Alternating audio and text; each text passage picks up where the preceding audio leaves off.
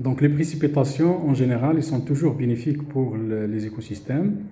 Ils permettent donc un bon fonctionnement des cycles biologiques et du coup un bon fonctionnement des écosystèmes et la production des services écosystémiques qui sont vitaux pour la vie des êtres humains et aussi contribuer donc à l'économie nationale en général.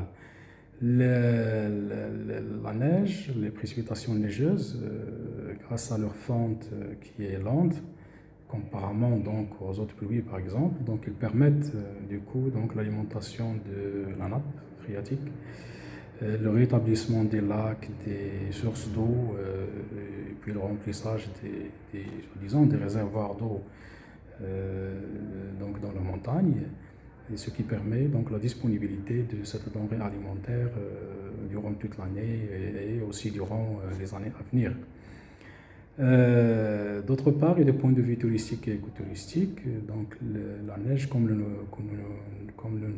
nous le connaissons, donc elle attire beaucoup de visiteurs qui viennent donc pour contempler le paysage, pour prendre des photos et pour pratiquer donc divers sports comme le ski.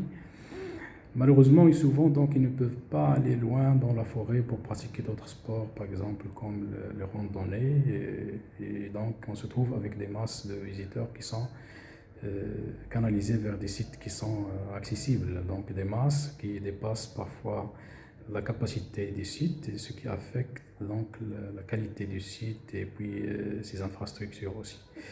Mais là, on compte beaucoup sur la conscience de nos chers visiteurs qui sont avant tout des citoyens et donc qui n'iront pas épargner aucun effort donc, pour utiliser et profiter de ces ressources naturelles, de ces paysages et de tout ça, donc tout en le conservant et en le protégeant pour soi-même un autre jour et puis aussi pour les générations futures.